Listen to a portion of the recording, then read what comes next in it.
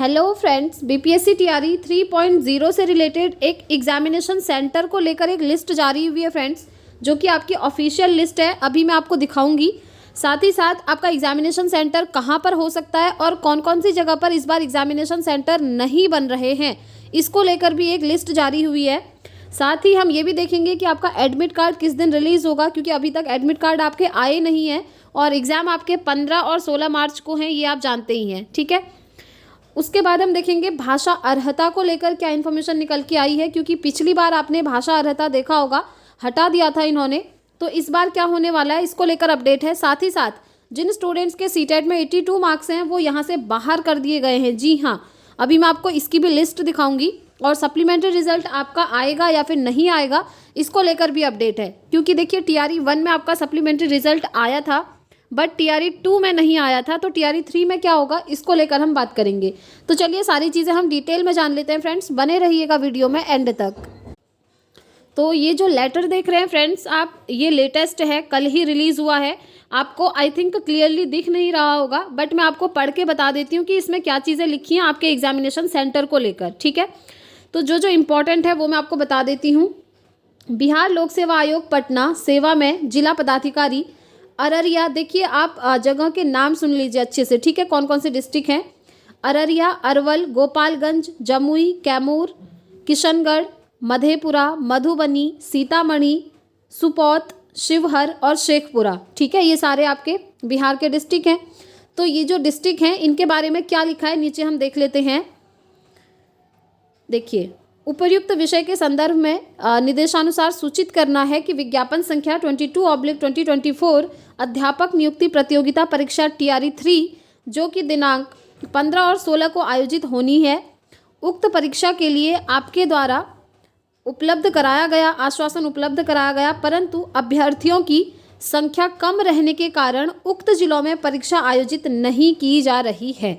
इसका मतलब आप क्या समझे, इसका मतलब आप ये समझे कि ये जितने भी डिस्ट्रिक्ट यहाँ पर दिए हुए हैं, इन डिस्ट्रिक्ट में इस बार आपका एग्ज़ाम नहीं होने वाला है। और क्यों नहीं होने वाला है, इसका रीज़न इन्होंने लिखा है अभ्यर्थियों की संख्या कम रहने के कारण, क्योंकि स्टूडेंट यहाँ पर कम मिले होंगे, इसलिए इन डिस्ट्रिक्ट पर आपका एग्जामिनेशन सेंटर नहीं बनने वाला है। ठीक है, अब आप में से काफ़ी सारे स्टूडेंट्स ऐसे होंगे जिन्होंने जब 3 डिस्ट्रिक्ट प्रायोरिटी आपको चूज़ करनी थी, इसमें से कोई डिस्ट्रिक्ट चूज़ करा होगा। तो मैं आपको पहले ही बोल रही थी कि जो डिस्ट्रिक्ट आप चूज़ कर रहे हैं वही आपको एग्जामिनेशन सेंटर मिलेगा, ऐसा ज़रूरी नहीं होता है। वो जो डिस्ट्रिक्ट आप चूज़ करते हैं वो उस बेसिस पर करते हैं कि किस डिस्ट्रिक्ट में कितनी वैकेंसीज़ खाली हैं, और जिसमें सबसे ज़्यादा वैकेंसीज़ खाली होती हैं आप लोग वहाँ पर अप्लाई करते हैं, उसको प्रेफरेंस देते हैं। ठीक है, बट अभी जो आप ये डिस्ट्रिक्ट की लिस्ट देख रहे हैं, इन डिस्ट्रिक्ट पर आपका एग्ज़ाम नहीं होना है। अब आप कहेंगे अगर इन डिस्ट्रिक्ट पर नहीं होना है तो कौन से डिस्ट्रिक्ट में एग्ज़ाम होगा, तो देखिए कौन से डिस्ट्रिक्ट में एग्ज़ाम होगा उसकी लिस्ट अभी जारी नहीं हुई है। ठीक है, तो आपके एग्जामिनेशन सेंटर यहाँ तो नहीं बनने वाले हैं, अब जहाँ भी बनेंगे उसकी ऑफिशियल लिस्ट अभी नहीं आई है, बट आज या कल में आपको ऑफिशियल देखने को मिल जाएगी फ्रेंड्स। जैसे ही ऑफिशियल वेबसाइट पर आ जाएगी आपको यहाँ से इन्फॉर्मेशन मिल जाएगी। इसलिए आप अगर चैनल पर पहली बार आए हैं तो चैनल को सब्सक्राइब करके बेल आइकन प्रेस कर लें, ताकि जो भी इन्फॉर्मेशन आएगी आपके पास वीडियो की नोटिफिकेशन टाइम से पहुँचती रहे। क्योंकि फ्रेंड्स आप जानते ही हैं एग्ज़ाम आपका 15 मार्च को है, 15 और 16 मार्च को। अब आपके पास बहुत ही कम टाइम है। इस कंडीशन में बार बार आप ऑफिशियल वेबसाइट विजिट करते रहेंगे ऐसा ज़रूरी नहीं है, क्योंकि आपको प्रिपरेशन भी करनी होगी, इतना टाइम होता नहीं है। इसलिए अगर आप चाहें तो किसी यूट्यूब चैनल को सब्सक्राइब करके रखिएगा, ताकि जहाँ से आपको ऑथेंटिक इन्फॉर्मेशन मिलती हो, ताकि जब भी ऑफिशियल इन्फॉर्मेशन आए आपको पता चल जाए। ठीक है, क्योंकि आप जानते हैं ना बीपीएससी में बहुत सारी चीज़ें संशोधन होते रहते हैं एग्ज़ाम होने तक, बहुत सारे। और काफ़ी सारे पिछली बार क्या हुआ था, जो एसएसटी वाले कैंडिडेट्स थे उनका सब्जेक्ट कॉम्बिनेशन के लिए एग्ज़ाम से एक दिन पहले एडिट करने का ऑप्शन दिया था। तो यहाँ कभी भी कुछ भी चीज़ें हो जाती हैं, बहुत सारे संशोधन होते रहते हैं। तो फिलहाल जो एग्जामिनेशन सेंटर की लिस्ट है ऑफिशियल अभी जारी नहीं हुई है, लेकिन आपको कुछ आज या कल में देखने को मिल जाएगी। अब हम बात कर लेते हैं कि आपका एडमिट कार्ड कब आएगा। तो देखिए फ्रेंड्स, एडमिट कार्ड पहले तो इन्होंने बोला था कि संडे को आ जाएगा, लेकिन आप देख रहे हैं 3 दिन हो चुके हैं, अभी तक एडमिट कार्ड नहीं आया है। जैसे ही ऑफिशियल वेबसाइट पर आएगा आपको बता दिया जाएगा। अभी एडमिट कार्ड आपका नहीं आया हुआ है। ठीक है, किसी का भी नहीं आया है। देखिए 11, 12 की तो अभी एग्जामिनेशन डेट ही कंफर्म नहीं है, बट 1 to 5, 6 to 8, 9, 10 की एग्जामिनेशन डेट आ चुकी है, लेकिन उनके एडमिट कार्ड को लेकर अभी तक कोई इन्फॉर्मेशन नहीं है। आपका एडमिट कार्ड जैसे ही आएगा आपको बता दिया जाएगा। अब सबसे ज़्यादा परेशान तो एडमिट कार्ड के लिए वो स्टूडेंट्स होते हैं जो अदर स्टेट के हैं, यानी कि बिहार को छोड़कर जो अदर स्टेट से बिलोंग करते हैं, जिन्होंने फॉर्म फिलअप करा है। और टेंशन वाली बात भी है क्योंकि आपको रिजर्वेशन करवाना होता है, पता नहीं कौन से डिस्ट्रिक्ट में आपका एग्जामिनेशन सेंटर चला जाए, तो एडमिट कार्ड इन्होंने टाइम से दे देना चाहिए। बट देखिए फ्रेंड्स, पिछली बार भी इन्होंने ऐसे ही किया था, काफ़ी लेट आपका एडमिट कार्ड दिया था TRE 2 में। इस बार भी देखते हैं कब तक रिलीज़ होता है। पहले संडे आने वाला था, संडे को ऑफिशियल वेबसाइट पर आया नहीं है और अब तक कोई इन्फॉर्मेशन उससे रिलेटेड नहीं आई है। जैसे ही आएगी आपको वीडियो के थ्रू पता चल जाएगा, ठीक है। अब हम बात कर लेते हैं फ्रेंड्स एक बार 11th-12th की एग्ज़ाम डेट के बारे में। तो देखिए 11th-12th वाले काफ़ी सारे कमेंट्स कर रहे थे कि 1 to 5, 6 to 8, 9, 10th का तो एग्जामिनेशन डेट की लिस्ट आ चुकी है, अब हमारा एग्ज़ाम कब होगा। तो देखिए इन्होंने साफ साफ बोला है कि एग्ज़ाम आपका मार्च में ही होगा, लेकिन आपका एग्ज़ाम 16 मार्च के बाद होगा, उससे पहले नहीं होगा।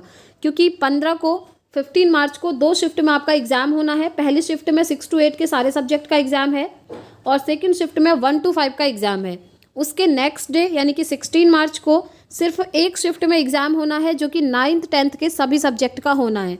लेकिन 11th-12th का जो एग्ज़ाम है अभी फिक्स डेट नहीं आई है, बट ये इन्फॉर्मेशन आई है कि 16 मार्च के बाद आपका एग्ज़ाम होगा। अब देखते हैं कितनी शिफ्ट में आपका एग्ज़ाम होता है, क्योंकि 11th-12th में तो काफ़ी सारे सब्जेक्ट्स होते हैं, आप जानते ही हैं। और आप लोग, अगर आप लोगों ने 11th-12th के लिए अप्लाई करा है तो एक बार कमेंट करके बताएं कि आपने कौन कौन से सब्जेक्ट डाले हुए हैं, ठीक है। तो जैसे ही एग्जामिनेशन डेट शीट आएगी आपको बता दिया जाएगा। अब हम बात कर लेते हैं फ्रेंड्स CTET 82 मार्क्स वाले बाहर किस तरीके से। देखिए पहले अभी मैं आपको एक लिस्ट दिखाती हूँ, उसके बाद आपको क्लियरली समझ में आएगा। ये लिस्ट आप देख पा रहे होंगे फ्रेंड्स स्क्रीन पर, इसमें टोटल 49 स्टूडेंट्स हैं। अभी मैं आपको दिखाऊंगी। ये स्टूडेंट वो हैं जिन्होंने TRE 2 का एग्ज़ाम दिया था, लेकिन CTET में 90 से कम मार्क्स होने के कारण इनको बाहर कर दिया गया। यानी कि सिलेक्शन इनका हो चुका था, DV के टाइम पर ये बाहर हो गए क्योंकि CTET में 90 से कम मार्क्स थे। यहाँ पर आप देख सकते हैं, मैं आपको कुछ स्टूडेंट्स का दिखा भी देती हूँ। सबसे पहले देखिए इधर रोल नंबर दिया है, नाम लिखा हुआ है सरिता देवी, वर्ग 6 से 8 यानी कि 6 to 8 के लिए इन्होंने एग्ज़ाम दिया था और इनका सिलेक्शन भी हो गया था हिंदी सब्जेक्ट से, लेकिन इनको बाहर कर दिया गया। क्यों? देखिए रीज़न लिखा है कि CTET 86 अंक बिहार का निवासी नहीं, यानी कि जो अदर स्टेट के कैंडिडेट हैं उनको CTET में 90 मार्क्स चाहिए ही चाहिए, चाहे आप मेल कैंडिडेट हों चाहे आप फीमेल हों। ये जो आप सरिता देवी देख रहे हैं ये फीमेल कैंडिडेट हैं। तो जो स्टूडेंट्स कमेंट करके ये बोल रहे थे कि हमारे 83 मार्क्स हैं, हम CTET में 83 मार्क्स हैं, हम BPSC TRE का फॉर्म फिलअप करें या फिर नहीं करें, तो आप क्लियरली यहाँ पर देख पा रहे होंगे कि जिनके 90 से कम मार्क्स हैं उनको बाद में बाहर कर दिया जा रहा है। इसलिए आपसे रिक्वेस्ट है, अगर आप अदर स्टेट से बिलोंग करते हैं और अगर आपके CTET में 90 से कम मार्क्स हैं तो आप BPSC TRE का फॉर्म फिलअप ना करें, क्योंकि फॉर्म तो फिलअप हो जाएगा, वहाँ पर कोई ऐसा ऑप्शन नहीं दिया है कि 90 से कम में आप फॉर्म फिल नहीं कर सकते हैं। फॉर्म आप फिल कर लेंगे, अगर आपका सिलेक्शन हो जाएगा तो उसके बाद DV में आप बाहर हो जाएंगे। जैसे यहाँ पर इतने सारे कैंडिडेट हुए हैं, देखिए सुमन पटेल 6 to 8 संस्कृत के लिए अप्लाई किया है, CTET में 86 मार्क्स हैं, बिहार का निवासी नहीं, ऐसे लिखा हुआ है रीज़न भी, ठीक है। तो इस बार भी ये चीज़ें होंगी, बट जो बिहार के कैंडिडेट हैं उनको रिलैक्सेशन है। किस तरीके से है वो मैं आपको बता देती हूँ। अगर आप बिहार के कैंडिडेट हैं, अगर आप जनरल मेल कैंडिडेट हैं तो आपको CTET 90 मार्क्स ही लाने हैं, तभी आप फॉर्म फिलअप कर पाएंगे। ये मैं बिहार स्टेट की बात कर रही हूँ, ठीक है।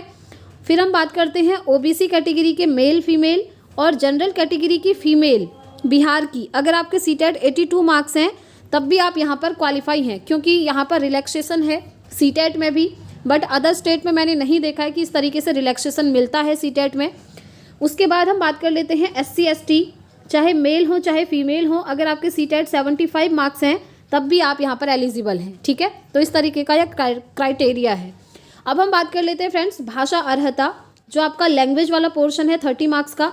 पिछली बार क्या हुआ था कि आपका लैंग्वेज हुआ तो था, लेकिन बाद में उसको बाहर कर दिया गया था, उसको बिल्कुल शून्य मान लिया था। लेकिन इस बार ये नहीं होना है।